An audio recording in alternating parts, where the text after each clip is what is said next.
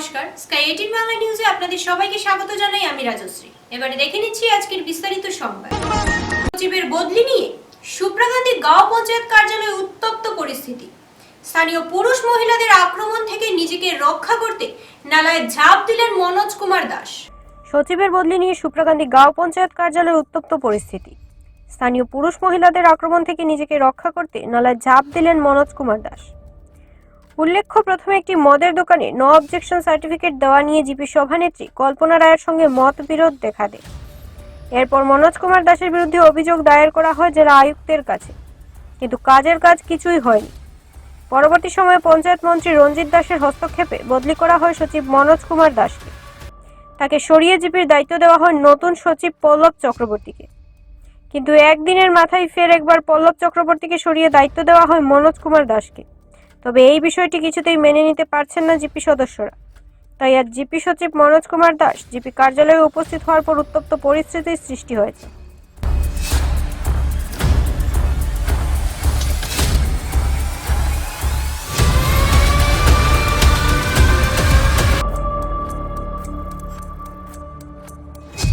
জিপিতে এসেছে আমার মিটিং করার জন্য। আমাদের ইনফরমেশন ছাড়া তখন আমাদের পাবলিকরা যখন শুনেছে যে আমাদের সরকার, আমাদের পঞ্চায়েত মিনিস্টার ওর বিরুদ্ধে ওকে আবার আমাদের এখানে দেওয়া হয়েছে, তখন ওরা এসে ওকে অফিসে ঢুকতে দেয়নি, অফিস থেকে না ঢুকতে দেয়নি, ওর অফিস থেকে তাড়িয়ে দিয়েছে। মনোজ কুমার দাস কাজকর্মে একদম অচল, কোনো কিছু আমার জিপিটা একদম কোনো কাজ করেনি। অনেক মাসের পর মাস ছুটি নিয়ে দিন কাটিয়েছে। এরপরে আমাদের পঞ্চায়েত মিনিস্টার আসার পরে আমরা পঞ্চায়েত মিনিস্টারের কাছে আমরা গিয়েছিলাম। যাওয়ার পরে পঞ্চায়েত মিনিস্টারে ওকে উইথড্র করে আমাদের বর্তমানে পল্লব ভট্টাচার্যকে দিয়েছে, আমি জয়েনিংয়ে দিয়েছি। কিন্তু গতকালকে দেখি একটা অর্ডার বেরিয়েছে যে মনোজ কুমার দাস আবার আমার জিপিতে পোস্টিং দেওয়া হয়েছে, কিন্তু আমার কোনো জয়েনিং হয়নি। এবং মনোজ কুমার দাস আমাকে না জানিয়ে আজকে মিটিং অ্যারেঞ্জ করেছে। কিন্তু আমরা পঞ্চায়েত মিনিস্টারের অবমাননার জন্য, পঞ্চায়েত মিনিস্টার আমাদের সরকার, আমাদের সব কিছু, আমাদের পঞ্চায়েত মিনিস্টারের অবমাননার জন্য আমরা সব মেম্বাররা এবং আমাদের পাবলিক ওরপরে রুষ্ট হয়েছে। এই জন্য আমি আজকে আপনার সুপ্রাগান্ধী জিপি সেক্রেটারির উপর আক্রমণের ঘটনায় এবার ক্ষুব্ধ হয়ে পড়লেন শ্রীভূমি জেলা পরিষদের অধীনে থাকা সকল জিপি সেক্রেটারি। সুপ্রাগান্ধী জিপি সেক্রেটারির উপর আক্রমণের ঘটনায় এবার ক্ষুব্ধ হয়ে পড়লেন শ্রীভূমি জেলা পরিষদের অধীনে থাকা সকল জিপি সেক্রেটারি। একজন সরকারি কর্মীকে এইভাবে হেনস্থা করে আক্রমণ কোনোভাবেই মেনে নিতে পারছেন না শ্রীভূমি জেলা পরিষদের অধীনে থাকা জিপি সেক্রেটারিরা। এ মর্মে একটি লিখিত অভিযোগ দাখিল করলেন শ্রীভূমি জেলা আয়ুক্তের কাছে ও পরবর্তীতে নিলামবাজার থানায় একটি মামলা দায়ের করে। কর্মরত অবস্থায় একজন সরকারি কর্মীর উপর কিভাবে হাত তুলতে পারলেন, এই নিয়ে এবার প্রশ্ন উত্থাপন করেছেন জেলার সেক্রেটারি সকলে। সংবাদ মাধ্যমের সম্মুখে পুরো বিষয়টি নিয়ে কি বললেন তারা, তা শুনে নেওয়া যাক। এতিয়া প্ৰেচিডেণ্টৰ গ্ৰাজ এটাই প্ৰেচিডেণ্টৰ গ্ৰাজ, প্ৰেচিডেণ্টৰ অফিচিয়েল যিটো সুপ্ৰাকান্তি জিপিৰ যিটো অফিচিয়েল গ্ৰুপ আছে, অফিচিয়েল গ্ৰুপত পিআৰআই মেম্বাৰবিলাক আছে, প্ৰেচিডেণ্ট আছে। তাতে যিটো আমাৰ 15 ফাইনেন্সৰ 2024-25 বৰ্ষৰ যিটো ফাৰ্ষ্ট ইনষ্টলমেণ্ট টকা আহিছে, সেই সুপ্ৰাকান্তিৰ ফাৰ্ষ্ট ইনষ্টলমেণ্টৰ টকাটো মই গ্ৰুপত দিছিলোঁ। গ্ৰুপত দিয়াৰ পিছত কিমান টকা আহিছে গোটেই 10 মেম্বাৰে জানক।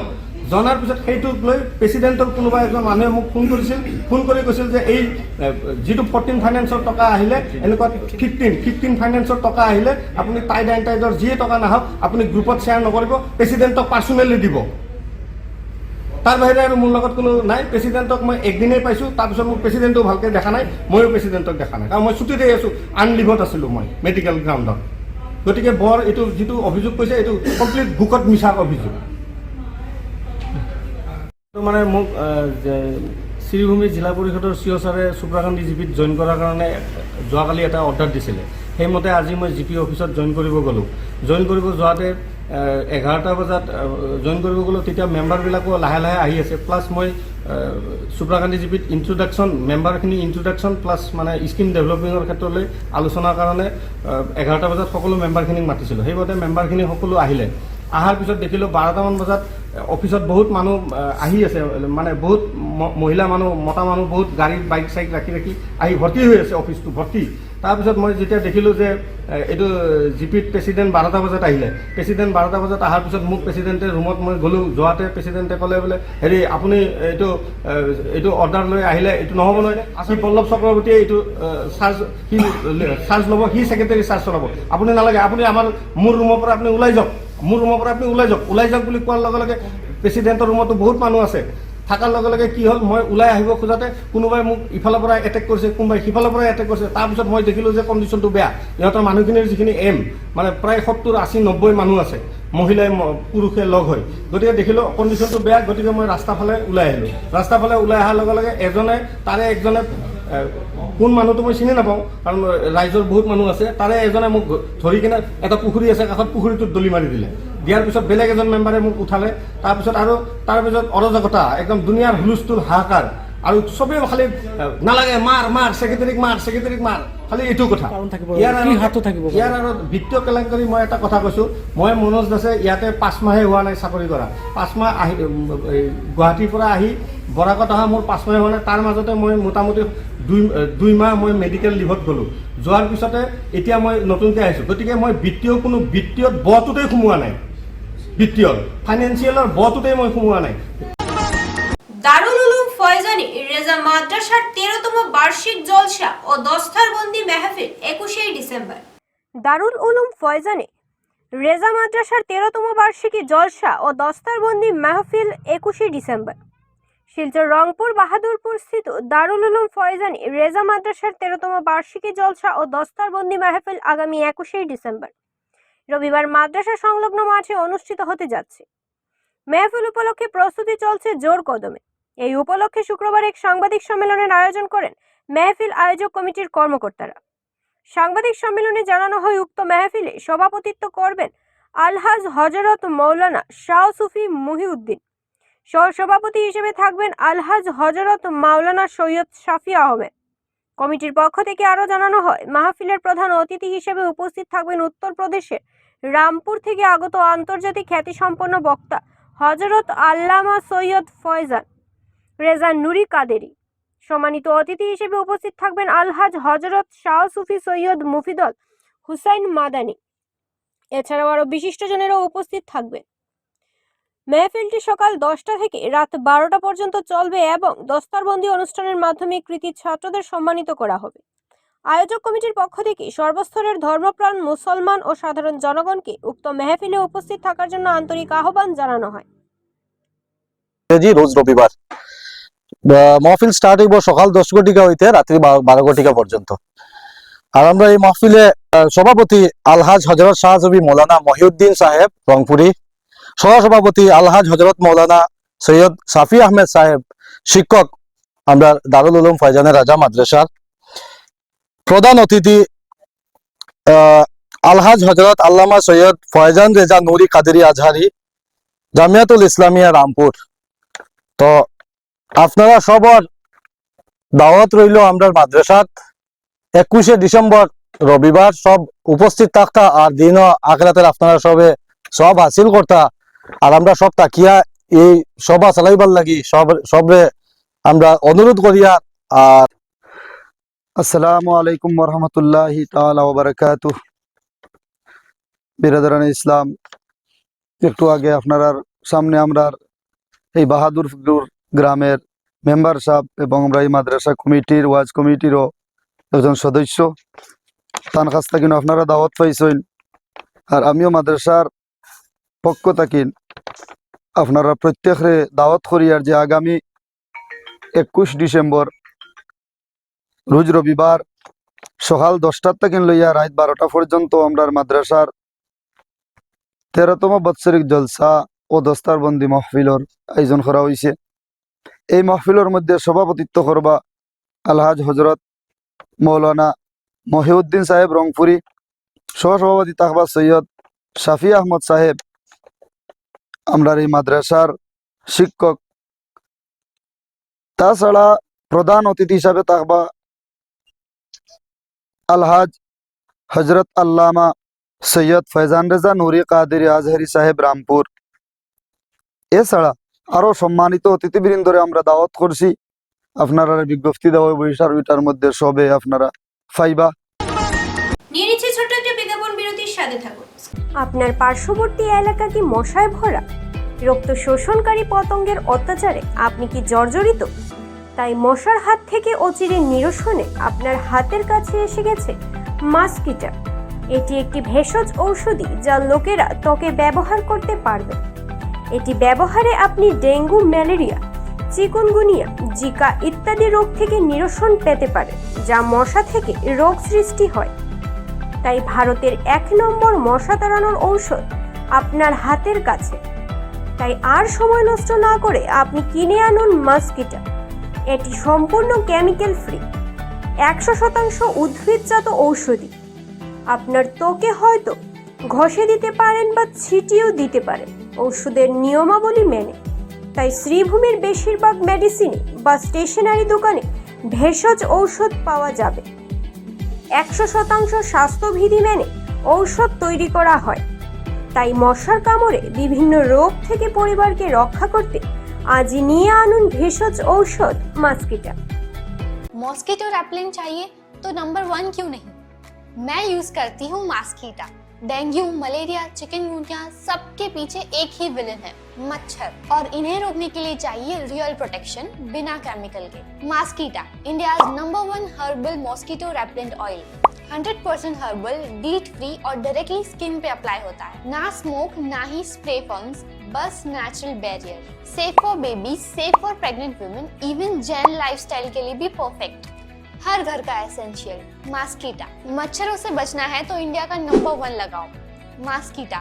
हर्बल भी, पावरफुल भी। আজই যোগাযোগ করুন আপনার নিকটবর্তী দোকানে ও নিয়ে আসুন মাস্কিটা। নদী ভাঙনে বিপন্ন বাহাদুর টিলা শ্মশান ও শিব মন্দির। কালীবাড়ি রোডের বেহাল দশায় ক্ষোভ স্থানীয়দের। নদী ভাঙনে বিপন্ন বাহাদুর টিলা শ্মশান ও শিব মন্দির কালীবাড়ি রোডের বেহাল দশায় ক্ষোভ স্থানীয়দের। কাছাড় জেলার বরঝালেঙ্গা গ্রাম পঞ্চায়েতের অন্তর্গত বাহাদুর টিলা ভৈরববাড়ি এলাকার বালিচুরি নদীর তীরে অবস্থিত শিব মন্দির ও শ্মশান ক্রমশ নদী ভাঙনের কবলে পড়ছে। লাগাতার পার ভাঙনের ফলে এই প্রাচীন ধর্মীয় স্থান দুটি চরম ঝুঁকির মুখে পড়েছে। স্থানীয়দের অভিযোগ, অবিলম্বে পার সুরক্ষা ব্যবস্থা গ্রহণ না করলে যে কোনো সময় নদী গর্ভে বিলীন হয়ে যেতে পারে শিব মন্দির ও শ্মশান। বিশেষ করে শ্মশান ক্রিয়া সম্পূর্ণ করতে গিয়ে চরম বিপদের সম্মুখীন হতে হচ্ছে এলাকাবাসীকে। এদিকে এলাকার পুরাতন কালীবাড়ি রোড বর্তমানে পাকালো ও বেহাল অবস্থায় রয়েছে। বর্ষা এলে রাস্তাটি কার্যত চলাচলের অযোগ্য হয়ে পড়ে। এতে প্রতিদিন দুর্ঘটনার আশঙ্কা তৈরি হচ্ছে, যার সবচেয়ে বড় ভুক্তভোগী বাহাদুর টিলা বিদ্যালয়ের ছাত্রছাত্রীরা। পাশাপাশি প্রায় 3000 বাগান শ্রমিক প্রতিদিন এই রাস্তা ব্যবহার করতে গিয়ে চরম দুর্ভোগে পড়ছেন। স্থানীয় বাসিন্দা অজিত বাগদি বলেন, নদী ভাঙনের কারণে শ্মশান ক্রিয়া এখনো অত্যন্ত বিপজ্জনক হয়ে উঠেছে। দ্রুত প্যারাপেট প্রোটেকশন না হলে বড় দুর্ঘটনা ঘটতে পারে। একজন শিক্ষক ক্ষোভ প্রকাশ করে বলেন, পাকা রাস্তার ব্যবস্থা না হলে এলাকায় শিক্ষা ব্যবস্থা মারাত্মকভাবে ক্ষতিগ্রস্ত হবে। এদিকে স্থানীয় সমাজকর্মী হাবুল কুড়ি প্রশাসন ও জনপ্রতিনিধিদের উদ্দেশ্যে করা হুঁশিয়ারি দিয়ে বলেন, প্রতিবার শুধু প্রতিশ্রুতির ফুলঝুরি শোনানো হয়, এবারও যদি কাজ না হয় তবে ভোট বয়কটের সিদ্ধান্ত নিতে বাধ্য হব। এলাকাবাসীরা জেলা প্রশাসন সহ স্থানীয় বিধায়ক ও সাংসদের কাছে অবিলম্বে নদী ভাঙন প্রতিরোধ এবং কালীবাড়ি রোড সংস্কারের জোরালো দাবি জানান। এদিন ঘটনাস্থলে উপস্থিত ছিলেন অজিত বাগদি, হাবুল কুড়ি, সঞ্জয় কুমার সহ আরও একাধিক স্থানীয় ব্যক্তি।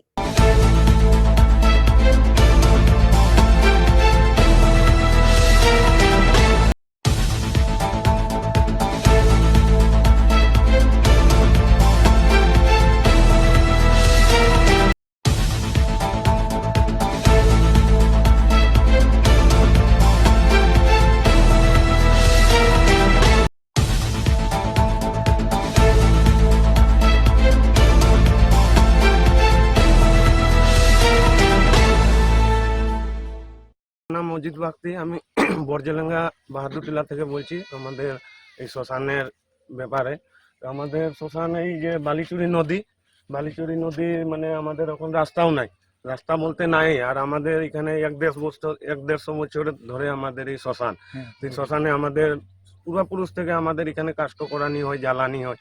এখন বর্তমানে আমাদের রাস্তাও নাই, মানে কোনো ধরনের কেউ মারা গেলে মানে তাকে আমরা এখানে রাস্তা, কিন্তু রাস্তা তো হয় না, এখানে আমরা মানুষজন নাই, গতিকে এই সরকারের রাস্তা বানাইয়া দেন না। যেদিকে মানুষ হবে ওদিকে তো রাস্তা হয়ে যায়, এই রাস্তা সেকশন হয়ে আর অন্যদিকে রাস্তা হয়ে গেল, আর আমরা কি করবো? আমরা তো আর এরকমই যে আমরা যে প্রত্যেক বছর দুটায় খালি কই রাস্তা হয়ে যাইব, রাস্তা হয়ে যাইব, কিন্তু কোনোদিনে কোনো রাস্তা হয় না। আমরা 5-6 হাজার বুট আছে, যদি আমরা এবার রাস্তা না হয় তাহলে আমরা সব বান্ধে আমরা পেতাম। এটার লাগে আমরা যেমন শ্মশানও হয় আর আমরা যেমন রাস্তা আমরা স্কুলে আসার রাস্তাটা খুব বেশি মানে অবস্থা খারাপ।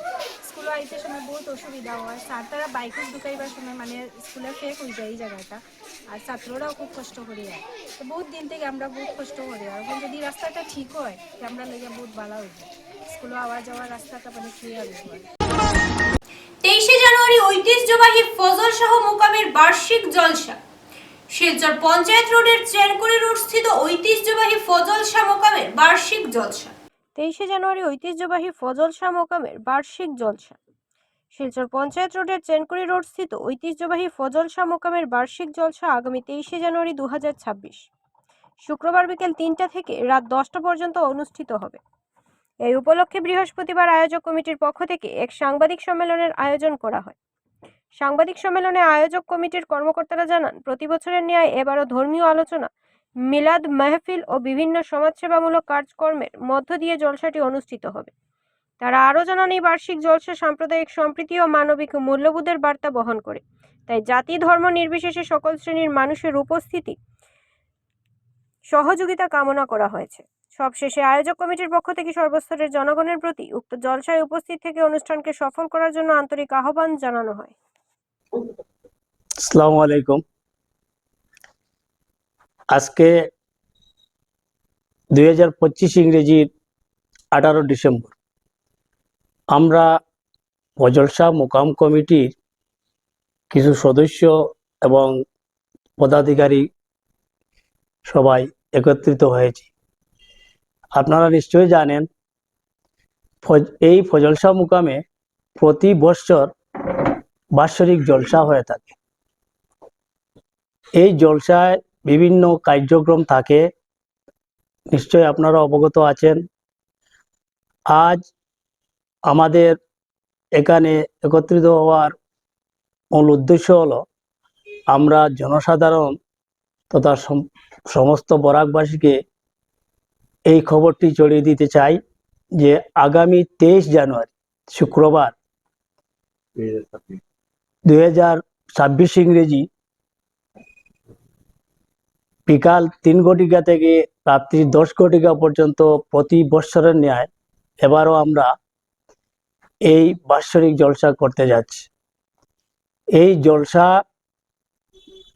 করতে গিয়ে আমরা দেশবাসী, আমাদের পাড়া প্রতিবেশী সবার কাছ থেকে আমরা সাহায্য সহযোগিতা পাই, আপনাদের প্রিন্ট মিডিয়া থেকে আমরা সাহায্য পাই। এবারও আমরা ঠিক তদ্রূপ প্রতি বছরের ন্যায় এবারও আমরা জলসা করতে যাচ্ছি এবং আমরা এই প্রিন্ট মিডিয়া মাধ্যমে জেলা প্রশাসনকেও বলতে যাচ্ছি যে আমরা নিশ্চয়ই সরকারের কাছ থেকে পারমিশন নেব এবং আমাদেরকে যথাসময়ে উপস্থিত থেকে আমাদের এই জলসাকে সুন্দর এবং সাফল্যমণ্ডিত করতে সাহায্য করার জন্য। এবং জনসাধারণের কাছে আমাদের এই আবেদন থাকবে, আপনারা যেভাবে বিগত বছরগুলোতে আমাদেরকে সাহায্য করে আসছেন এবারও তদ্রূপ করে যাবেন।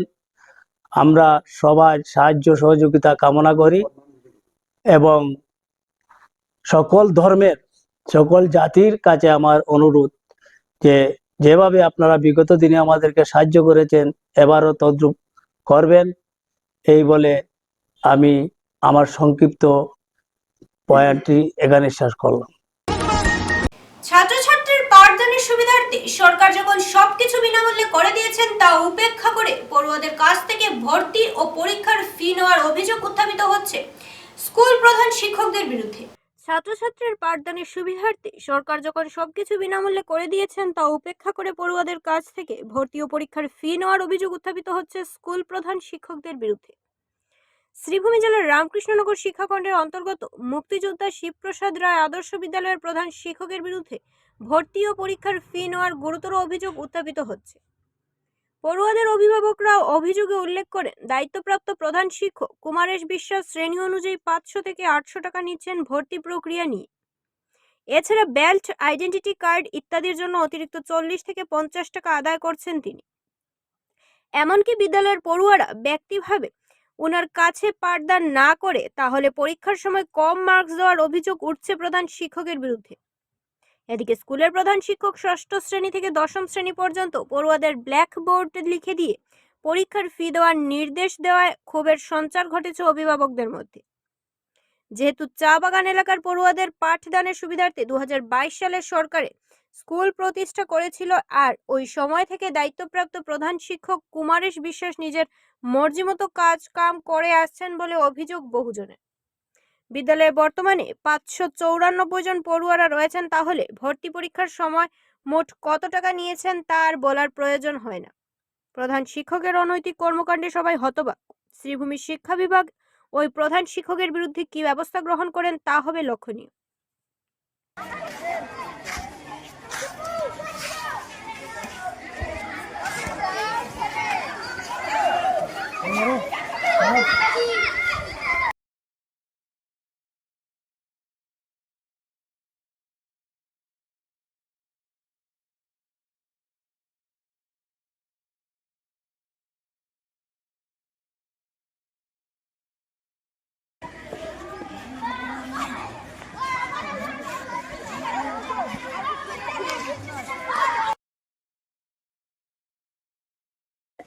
রুমা সিং 7 ক্লাসে পড়ে, তার আমি বই আর অ্যাডমিশন টাকা 500 দিছি আমরা। বাচ্চার নাম রোহিত হরজান, মডেল স্কুলে 500 টাকা দিয়া অ্যাডমিশন দিছি। সবিতা হরজান মডেল স্কুলে পড়ে, আমি 500 টাকা অ্যাডমিশন করছি। কানা এনা রাধি হরজান 500 টাকা দিয়া তার অ্যাডমিশন করছি। আমার ছেলের নাম ভানুপ্রসাদ গোলা, ক্লাস 10-এ পড়ে। তার